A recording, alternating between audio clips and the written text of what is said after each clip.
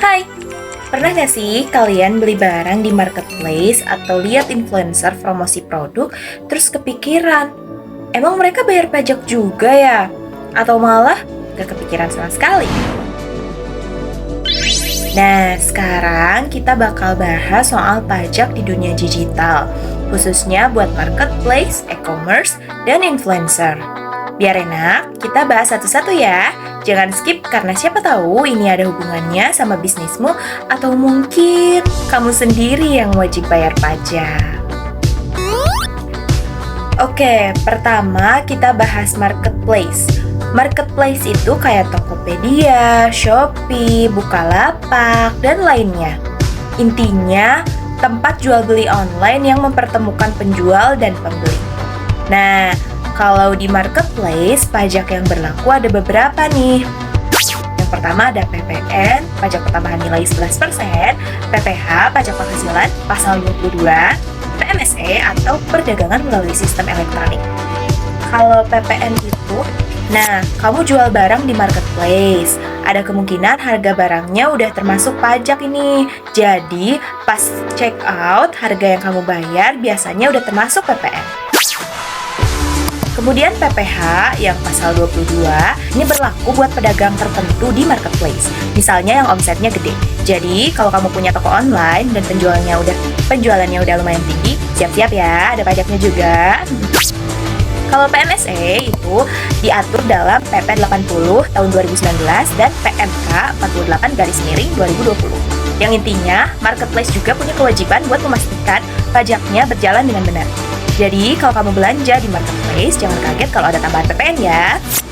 Dan ada pajak di e-commerce. Sekarang, bedanya marketplace dan e-commerce itu apa?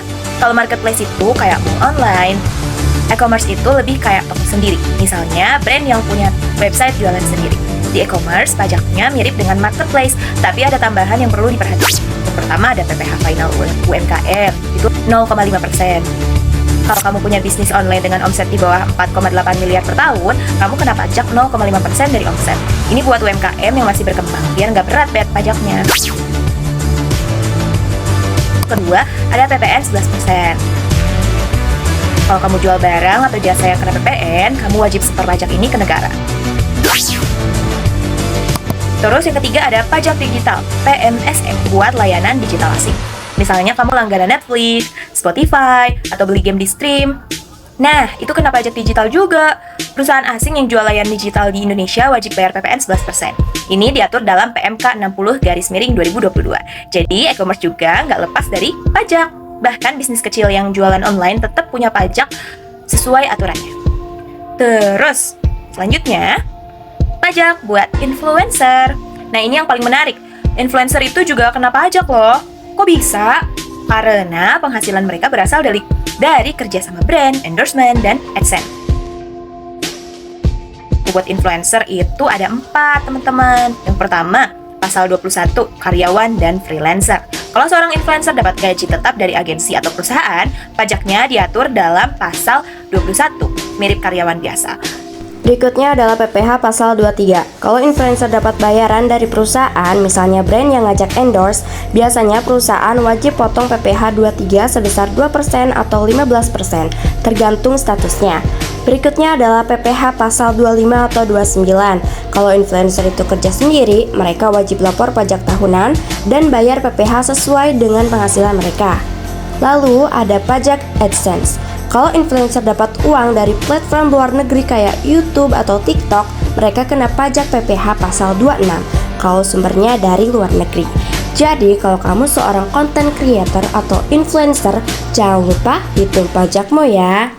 Nah, kali ini kita akan studi kasus Hanum Mega yang disenggol DJP. Pernah nggak sih kalian dengar nama Hanum Mega? Dia itu adalah seorang beauty vlogger yang sempat viral karena flexing uang tunai dalam jumlah besar di TikTok. Dalam videonya, Hanum terlihat memamerkan setumpuk uang pecahan 50.000 yang ditaksir bernilai ratusan juta rupiah. Ternyata aksinya itu menarik perhatian Direktorat Jenderal Pajak. Bahkan akun TikTok resmi DJP langsung kasih komentar di videonya. Mampir dulu ah, bayangin gengs, komentarnya singkat tapi bikin panik. Apa sih maksud dari DJP ini? Jadi, dalam aturan perpajakan di Indonesia, setiap tambahan penghasilan atau harta harus dilaporkan dan dikenakan pajak penghasilan. Seorang influencer punya banyak endorsement dan penghasilan besar dari bisnis kosmetik lainnya, yang seharusnya dia melaporkan pajaknya dalam SPT tahunan.